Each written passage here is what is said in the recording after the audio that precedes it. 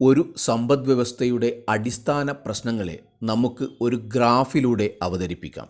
ഇതിനായി production possibility frontier അല്ലെങ്കിൽ production possibility curve, ഉൽപ്പാദന സാധ്യതാ വക്രം ഉപയോഗിക്കുന്നു. ഒരു സമ്പദ്വ്യവസ്ഥയിൽ എന്തുൽപ്പാദിപ്പിക്കണം, എങ്ങനെ ഉൽപ്പാദിപ്പിക്കണം, ആർക്കു വേണ്ടി ഉൽപ്പാദിപ്പിക്കണം എന്നീ പ്രശ്നങ്ങൾ നമുക്ക് പ്രൊഡക്ഷൻ പോസിബിലിറ്റി ഫ്രോണ്ടിയറിലൂടെ അവതരിപ്പിക്കാം. Production possibility frontier is the graphical representation of central economic problem. ഉൽപ്പാദന സാധ്യതാ വക്രം അഥവാ പ്രൊഡക്ഷൻ പോസിബിലിറ്റി ഫ്രോണ്ടിയർ വരയ്ക്കുന്നതിന് നമുക്ക് ചില സങ്കല്പങ്ങൾ ഉണ്ട്. അവ ഏതെല്ലാമാണെന്ന് പരിശോധിക്കാം. ഒന്നാമത്തേത്, an economy produces only two commodities, അതായത് ഒരു സമ്പദ്വ്യവസ്ഥ രണ്ട് ഉൽപ്പന്നങ്ങൾ മാത്രമേ ഉൽപ്പാദിപ്പിക്കുന്നുള്ളൂ എന്നതാണ്. രണ്ടാമത്തേത്, all resources R fully employed, അതായത് ഒരു സമ്പദ്വ്യവസ്ഥ നിലവിലുള്ള എല്ലാ വിഭവങ്ങളും ഉപയോഗിക്കുന്നു എന്നതാണ് രണ്ടാമത്തെ അസംഷൻ. മൂന്നാമത്തേത്, resources can be allocated in many different ways, വിഭവങ്ങൾ നമുക്ക് വിവിധ രീതികളിൽ വിഭജിക്കാൻ സാധിക്കും എന്നതാണ് മൂന്നാമത്തെ അസംഷൻ. ഉദാഹരണത്തിന്, ഒരു രാജ്യത്ത് 100 തൊഴിലാളികളാണ് ഉള്ളത് എങ്കിൽ കോട്ടൺ ഉൽപ്പാദനത്തിന് 80 തൊഴിലാളികളെയും കോൺ ഉൽപ്പാദനത്തിന് 20 തൊഴിലാളികളെയും വിന്യസിക്കാം. രാജ്യം കോട്ടൻ്റെ ഉൽപ്പാദനം കുറയ്ക്കുകയാണ് എങ്കിൽ 70 കോട്ടൺ ഉൽപ്പാദിപ്പിക്കുന്ന തൊഴിലാളികളുടെ എണ്ണം കുറയ്ക്കുകയും കോൺ ഉൽപ്പാദിപ്പിക്കുന്ന തൊഴിലാളികളുടെ എണ്ണം 30 ആയി കൂട്ടുകയും ചെയ്യുന്നു. റിസോഴ്സ് അലോക്കേഷൻ എന്നാൽ രാജ്യത്ത് ലഭ്യമായ വിഭവങ്ങളെ വിവിധ സാധനങ്ങളുടെ ഉൽപ്പാദനത്തിനായി വിഭജിക്കുന്നതിനെയാണ് നമ്മൾ പറയുന്നത്. The sharing or division of available resources for the production of various goods and services in an economy is called resource allocation. നാലാമത്തെ അസംഷൻ, സങ്കല്പം എന്നത് ടെക്നോളജി റിമെയിൻസ് കോൺസ്റ്റൻ്റ് എന്നതാണ്. ആ രാജ്യത്ത് നിലവിലുള്ള സാങ്കേതിക വിദ്യ സ്ഥിരമായി അല്ലെങ്കിൽ മാറ്റമില്ലാതെ നിൽക്കുന്നു എന്ന് നമ്മൾ സങ്കല്പിക്കുന്നു. പ്രൊഡക്ഷൻ പോസിബിലിറ്റി കർവ്, ഉൽപ്പാദന സാധ്യത വക്രം വരയ്ക്കുന്നതിന് മുൻപ് ഒരു രാജ്യത്തിൻ്റെ പ്രൊഡക്ഷൻ പോസിബിലിറ്റീസ്, ഉൽപ്പാദന സാധ്യതകൾ ഏതെല്ലാമാണെന്നും ആ പ്രൊഡക്ഷൻ പോസിബിലിറ്റീസ് ഉപയോഗിച്ചുകൊണ്ട് ഒരു പ്രൊഡക്ഷൻ പോസിബിലിറ്റി ഷെഡ്യൂൾ, ടേബിൾ എങ്ങനെ നിർമ്മിക്കാമെന്നും നമുക്ക് അറിഞ്ഞിരിക്കേണ്ടതുണ്ട്.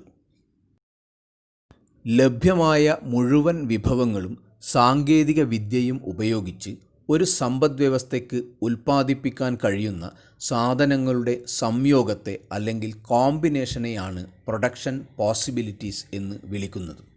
It is A combination of commodities that an economy can produce with available resources and given technology. ഇവിടെ രാജ്യം ഏറ്റവും ആവശ്യമുള്ളതായി കണ്ടെത്തിയിരിക്കുന്ന 2 ഉൽപ്പന്നങ്ങൾ കോൺ, കോട്ടൺ എന്നിവയാണ്. കോൺ, കോട്ടൺ എന്നീ ഉൽപ്പന്നങ്ങളുടെ ഒരു കോമ്പിനേഷനാണ് രാജ്യം ഉൽപ്പാദിപ്പിക്കുന്നത്. ഈ പ്രൊഡക്ഷൻ പോസിബിലിറ്റി കർവ്, ഉൽപ്പന്ന സാധ്യതാ വക്രം നിർമ്മിക്കുന്നതിനായി നമുക്ക് ഒരു പ്രൊഡക്ഷൻ പോസിബിലിറ്റി ഷെഡ്യൂൾ അല്ലെങ്കിൽ ടേബിൾ നിർമ്മിക്കേണ്ടതുണ്ട്. ചിത്രത്തിൽ ഒരു പ്രൊഡക്ഷൻ പോസിബിലിറ്റി ഷെഡ്യൂൾ ആണ് നൽകിയിരിക്കുന്നത്. ഇവിടെ ഒരു സമ്പദ്വ്യവസ്ഥ 2 ഉൽപ്പന്നങ്ങളാണ് പ്രൊഡ്യൂസ് ചെയ്യുന്നത്, കോൺ, കോട്ടൺ. ഇവിടെ രാജ്യം ഏറ്റവും കൂടുതൽ ആവശ്യമുള്ള 2 ഉൽപ്പന്നങ്ങളായി തിരഞ്ഞെടുത്തിരിക്കുന്നത് കോൺ, കോട്ടൺ എന്നിവയാണ്. ഈ 2 ഉൽപ്പന്നങ്ങളുടെ വിവിധ കോമ്പിനേഷനുകൾ ടേബിളിൽ നൽകിയിരിക്കുന്നു. ലഭ്യമായ മുഴുവൻ വിഭവങ്ങളും സാങ്കേതിക വിദ്യയും ഉപയോഗിച്ച് ഒരു സമ്പദ്വ്യവസ്ഥയ്ക്ക് ഉൽപ്പാദിപ്പിക്കാൻ കഴിയുന്ന സാധനങ്ങളുടെ സംയോഗത്തെ അല്ലെങ്കിൽ കോമ്പിനേഷനെയാണ് പ്രൊഡക്ഷൻ പോസിബിലിറ്റി എന്ന് പറയുന്നത്. പ്രൊഡക്ഷൻ പോസിബിലിറ്റി ഷെഡ്യൂളിൽ 5 ഉൽപ്പാദന സാധ്യതകളാണ് നൽകിയിരിക്കുന്നത്. എ എന്ന ഉൽപ്പാദന സാധ്യതയിൽ ഒരു സമ്പദ്വ്യവസ്ഥ റിസോഴ്സസ് പൂർണ്ണമായിട്ടും കോട്ടൺ ഉൽപ്പാദനത്തിന് വേണ്ടിയാണ് ചെലവഴിക്കുന്നത്.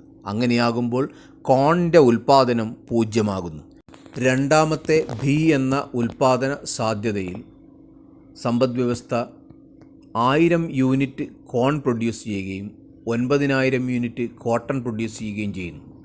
കോണിൻ്റെ ഉൽപ്പാദനം 1000 യൂണിറ്റ് ആകുന്ന സമയത്ത് കോട്ടൻ്റെ ഉൽപ്പാദനം 1000 യൂണിറ്റ് കുറയുന്നു. സി എന്ന മൂന്നാമത്തെ പോസിബിലിറ്റിയിൽ ഇക്കോണമി 2000 യൂണിറ്റ് കോൺ പ്രൊഡ്യൂസ് ചെയ്യുന്നു. അപ്പോൾ പ്രൊഡ്യൂസ് ചെയ്യുന്ന കോട്ടൻ്റെ അളവ് 7000 യൂണിറ്റായി കുറയുന്നു. ഡി എന്ന നാലാമത്തെ പോസിബിലിറ്റിയിൽ 3000 യൂണിറ്റ് കോൺ പ്രൊഡ്യൂസ് ചെയ്യുമ്പോൾ കോട്ടൻ്റെ ഉൽപ്പാദനം 4000 യൂണിറ്റായി കുറയുന്നു. അഞ്ചാമത്തെ ഇ എന്ന പോസിബിലിറ്റിയിൽ ഇക്കോണമി മുഴുവൻ റിസോഴ്സസും കോൺ ഉൽപ്പാദിപ്പിക്കുന്നതിന് വേണ്ടിയിട്ടാണ് ചെലവഴിക്കുന്നത്. ആ സമയത്ത് കോട്ടൻ്റെ ഉൽപ്പാദനം 0 മാറുന്നു. ഇങ്ങനെയുള്ള ഒരു കൂട്ടം പ്രൊഡക്ഷൻ പോസിബിലിറ്റികളെ നമുക്ക് പ്രൊഡക്ഷൻ പോസിബിലിറ്റി സെറ്റ് എന്ന് വിളിക്കാം. Group of production possibilities R known as production possibility set. Production possibility schedule ഉൽപ്പന്ന സാധ്യതാ പട്ടികയിൽ നിന്ന് ഒരു ഉൽപ്പന്ന സാധ്യതാ വക്രം പ്രൊഡക്ഷൻ പോസിബിലിറ്റി കർവ് എങ്ങനെ നിർമ്മിക്കാം എന്ന് നമുക്ക് നോക്കാം. ഇവിടെ 5 പോസിബിലിറ്റികളാണ് ടേബിളിൽ തന്നിരിക്കുന്നത്. ഈ ഓരോ പോസിബിലിറ്റിയും ഒരു ബിന്ദുവായാണ്, പോയിൻ്റായാണ് നമ്മൾ ഗ്രാഫിൽ രേഖപ്പെടുത്തുന്നത്. എ മുതൽ ഇ വരെയുള്ള ബിന്ദുക്കൾ രേഖപ്പെടുത്തി അവ കൂട്ടിയോജിപ്പിക്കുന്ന സമയത്ത് നമുക്ക് പ്രൊഡക്ഷൻ പോസിബിലിറ്റി കർവ് ലഭിക്കുന്നു. OX ആക്സിസിൽ കോണും OY ആക്സിസിൽ കോട്ടണുമാണ് നമ്മൾ രേഖപ്പെടുത്തുന്നത്.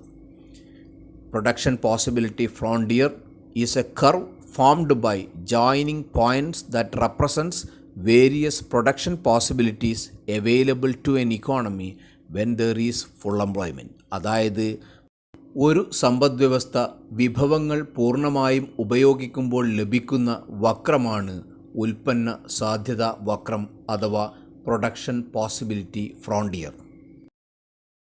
പ്രൊഡക്ഷൻ പോസിബിലിറ്റി കർവിലെ ഓരോ പോയിൻറ്റും വിഭവങ്ങളുടെ പൂർണ്ണ ഉപയോഗത്തെ കാണിക്കുന്നതാണ്. അതായത് ഫുൾ എംപ്ലോയ്മെൻറ്റിനെ കാണിക്കുന്നതാണ്. A, B, C, D, E എന്നീ 5 പോയിൻറ്റുകളും വിഭവങ്ങളുടെ പൂർണ്ണ ഉപയോഗത്തെയാണ് കാണിക്കുന്നത്. ഇങ്ങനെ എല്ലാ കാലത്തും ഫുൾ എംപ്ലോയ്മെൻറ്റ് അഥവാ വിഭവങ്ങളുടെ പൂർണ്ണമായ ഉപയോഗം നിലനിൽക്കണം എന്നില്ല. ഉദാഹരണത്തിന് ഡിപ്രഷൻ അല്ലെങ്കിൽ മാന്ദ്യം നിലനിൽക്കുന്ന അവസ്ഥയിൽ നിലവിലുള്ള വിഭവങ്ങളെ പൂർണ്ണമായും ഉപയോഗിക്കാൻ ഒരു ഇക്കോണമിക്ക് സമ്പദ്വ്യവസ്ഥയ്ക്ക് കഴിയാതെ വരുന്നു. COVID-19 എന്ന മഹാമാരി ബാധിച്ചിരിക്കുന്ന ഈ അവസ്ഥയിലും നിലവിലുള്ള എല്ലാ ലേബറേഴ്സിനും തൊഴിൽ നൽകുക എന്നുള്ളത് സാധ്യമാകാത്ത അവസ്ഥ ഉണ്ടാകുന്നു. ഈ ഒരവസ്ഥയാണ് നമ്മൾ അണ്ടർ യൂട്ടിലൈസേഷൻ അഥവാ വിഭവങ്ങളുടെ ഭാഗികമായ വിനിയോഗം എന്ന് പറയുന്നത്. ചിത്രത്തിൽ എം എന്ന പോയിൻ്റ് വിഭവങ്ങളുടെ ഭാഗികമായ വിനിയോഗം അല്ലെങ്കിൽ അണ്ടർ യൂട്ടിലൈസേഷനെ കാണിക്കുന്നു. ഫുൾ എംപ്ലോയ്മെൻറ്റിന് താഴെയുള്ള എല്ലാ പോയിൻ്റുകളും അണ്ടർ യൂട്ടിലൈസേഷനെ അല്ലെങ്കിൽ വിഭവങ്ങളുടെ ഭാഗികമായ വിനിയോഗത്തെയാണ് കാണിക്കുന്നത്. ദീർഘകാലയളവിൽ സമ്പദ്വ്യവസ്ഥകളിൽ വിഭവങ്ങളുടെ അളവ് വർദ്ധിക്കുകയും സാങ്കേതിക വിദ്യയിൽ പുരോഗതി ഉണ്ടാവുകയും ചെയ്യുന്നു. അപ്പോൾ ഉൽപ്പാദിപ്പിക്കാൻ കഴിയുന്ന ഉൽപ്പന്നങ്ങളുടെ അളവ് കൂടുതലായിരിക്കും. അതായത് കൂടുതൽ ഉൽപ്പന്നങ്ങളുള്ള പുതിയ പ്രൊഡക്ഷൻ പോസിബിലിറ്റി കർവ് തിരഞ്ഞെടുക്കാൻ സമ്പദ്വ്യവസ്ഥയ്ക്ക് സാധിക്കുന്നു. ഇത് പ്രൊഡക്ഷൻ പോസിബിലിറ്റി കർവ് വലതുഭാഗത്തേക്ക് ഷിഫ്റ്റ് ചെയ്യുന്നതിന് കാരണമാകുന്നു. ഇക്കോണമിയുടെ ഗ്രോത്ത് അല്ലെങ്കിൽ വളർച്ചയാണ് പ്രൊഡക്ഷൻ പോസിബിലിറ്റി കർവ് വലതുഭാഗത്തേക്ക് ഷിഫ്റ്റ് ചെയ്യുന്നതുകൊണ്ട് ഉണ്ടാകുന്നത്. Production possibility curve downward sloping ആണ്. അതായത് മുകളിൽ നിന്ന് താഴേക്ക് ചെരിഞ്ഞാണിരിക്കുന്നത്. മാത്രമല്ല അത് നെഗറ്റീവ്ലി സ്ലോപ്പ്ഡ് ആണ്. അതിന് കാരണം ഒരു ഉൽപ്പന്നം കൂടുതൽ ഉൽപ്പാദിപ്പിക്കുന്ന സമയത്ത് രണ്ടാമത്തേതിൻ്റെ ഉൽപ്പാദനം നമ്മൾ കുറച്ചിരിക്കണം. നേരത്തെ തന്നിരിക്കുന്ന ഉദാഹരണത്തിൽ കോട്ടൻ്റെ ഉൽപ്പാദനം കുറച്ചുകൊണ്ടാണ് നമ്മൾ കോണിൻ്റെ ഉൽപ്പാദനം വർദ്ധിപ്പിക്കുന്നത് എന്ന് കാണാം. പ്രൊഡക്ഷൻ പോസിബിലിറ്റി കർവിൻ്റെ ആകൃതി ഒറിജിന് കോൺകേവ് ആണ്. ഇങ്ങനെ കോൺകേവ് ആയിരിക്കുന്നതിന് കാരണം ഒരു ഉൽപ്പന്നം കൂടുതൽ ഉൽപ്പാദിപ്പിക്കുമ്പോൾ രണ്ടാമത്തേതിനുണ്ടാകുന്ന റേറ്റ് ഓഫ് സാക്രിഫൈസ് വർദ്ധിക്കുന്നത് കൊണ്ടാണ്.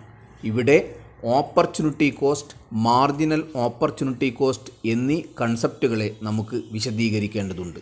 അത് അടുത്ത ക്ലാസ്സിൽ ചർച്ച ചെയ്യാം.